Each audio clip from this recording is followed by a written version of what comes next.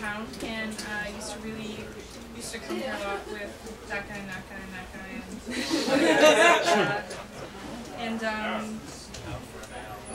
yeah. So this is the newer stuff from the past, far away, recently, but not recent. Yeah.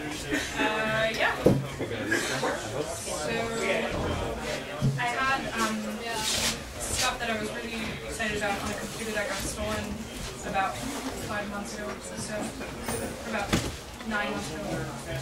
This is some stuff too. So I'll call this Mount Friend. The moon. It's funny about moons. It's funny to those guys because they know why. Or it's funny because it's funny. But it kept coming up in writing, and for whatever reason that means, the moon's always there, so maybe it should just come up. It does, in fact. All the time. Yeah. Make you Captain Obvious. I could just ramble. I could just do that. Okay. We like it. We like it. Do you remember? The past is poetry at one time. That's poetics. I'm still doing it. Okay, Mount Friend. The moon is a place for cheese and moon pies, he said, although we don't talk anymore. The moon is a place to put all your teeth and all your friends will jump in, to be rooted in the moon, a place large enough for infinite mouths, a place to rest the head. To come to rest in an empty cavity. The moon is a place of endless circuits, routes to go home from. Home is a place where the roof rolls in a bed. The moon is a place where all leftover meat goes. Meat plants itself in the ground, digging till it rests. It germinates until it becomes shit. Sometimes it becomes new growth, like a skyscraper, or a shopping mall, or a swing set. All internal structures share the same sinews of metal or design, or meat. The meat intends nothing. It's capable of this, that, and another. I had braces for 5 years. I laughed with a door at my mouth. The hand closing the gap between my organ and the outside. I wanted no one else to see. I think I would have uncovered my mouth for someone without eyes.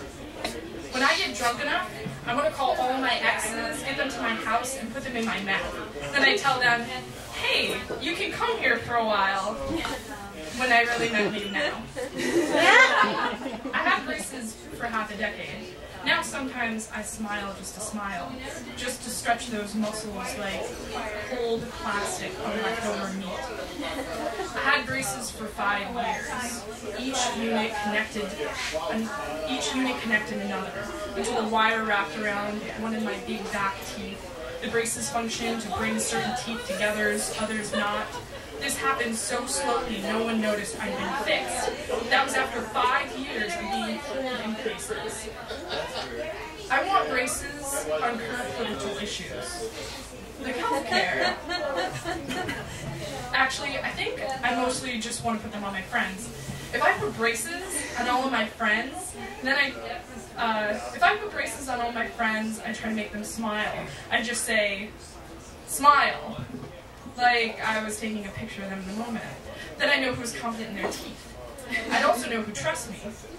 I know who would let me crawl in the back of their mouth and let me sleep there for a while. Not that I'm going to start crawling into people's mouths. I want to put braces on all my friends and slowly tighten them. I want to make them move closer to me or further away. Eventually, they just be where I want them. Then they need a retainer, so I can retain them.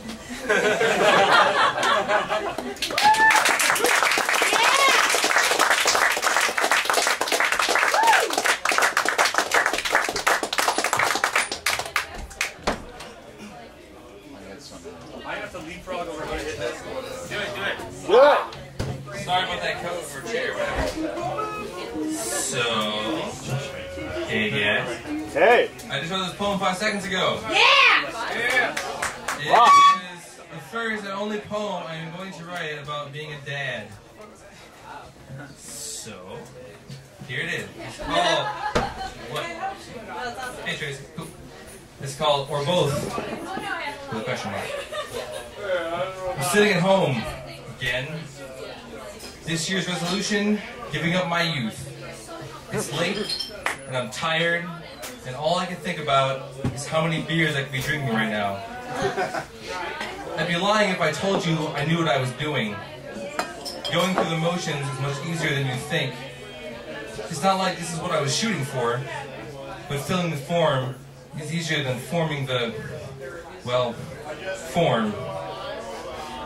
But this is the blind, leading the blind, leading the blind, leading the blind. What is fatherhood? Pulling our youth into what we know, or being pulled into what we used to know?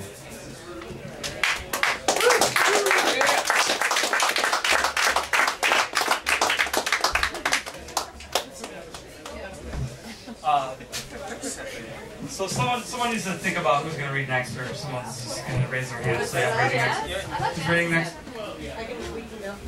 We can go? I mean, Dylan. I'm going to go after that. Okay, I'm going to read a poem and someone get ready to read. I'm going to read a Hold poem. on, it'll take me a second. Somebody should go in between. That's what I'm saying. I'm going to read a poem. Somebody should figure it out. And then someone should figure it out. I'm going to read a poem from a friend of mine in New Orleans, just published in the Edwin Humdrum Cotton Frog. That's why I like to tweet her into organic esoterics. This one's called Mice Do Math Now. Mice do math now. In the beginning there were 2 mice. In the end there will be as many mice as there are lonely hearts. That's 2. There will be as many mice as since the beginning of the modern era. There were awkward handshakes at cocktail parties, as many mice as frozen pizzas, as many mice as trips to strip clubs. This is at least 2 mice per person at all times. Mice know the mathematics of leftovers. The mice have calculated the probability that we got tired of clothing and stopped giving handjobs to people we love.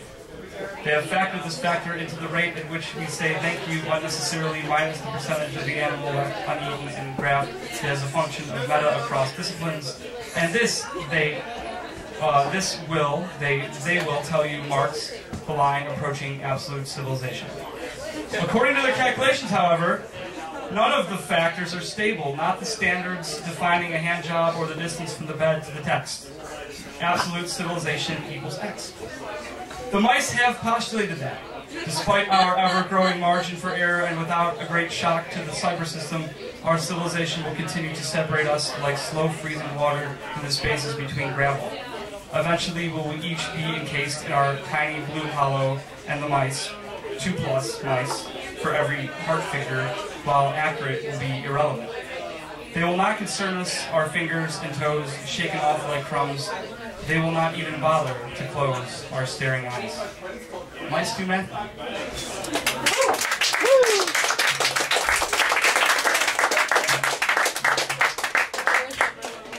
Dylan's MIA. Dylan. Right here. Can I go after you? Or you can go now. David's gonna go. David. Kind of shove in. You need this? You bet. Think this will hold this? You will have to balance it. It's been done. Like 2 hours. I've seen it. But I'm 6'2". Oh my god. The balance is hard. You balance it. Assist. You bounce it. I go get my sit drive. Oh. Come on, David. Oh yeah. I'll just grab one and read it. Yeah. Grab one. What do you grab one? What, Carmen? Sorry. Oh. A little. I'm trying to keep the sound beat high. It's called I'm drunk. Okay. Sorry. No. I didn't know how long it would take you. Rob, good to meet you. It's called Head the Data Dump. 820, she blows her nose an armadillo. Scalp, scale, the slick metric Tetris core of an old memory technology. 7, she folds a cucumber. The Large Hadron Collider was defeated by a baguette. Can't you just see them standing there in it, softening a loaf with spit, wearing lab coats, underground, bright, postured, standing there in it, 7 trillion electron volts, leaving it inside, and not the Higgs boson coming back in time, dummy. Heck, scientists back in time spitting souls from a Tetris chasm fissure omission in your heart. 23 1/3, she who put the hen in the hen house comes a creeping thing from put the rooster in the hen house, a self of harvesting eggs, a sleepy slag or plug of pig iron molten in a fist, fissure, rift, urn, grifter, milk, K, head the data dump, obsolescence in our own time, the black interstitial, standing there in it, the black industrial, all that metal, money, just crushed dust, her gray dandruff, the giantess head, and her dress completely paradox. Yeah.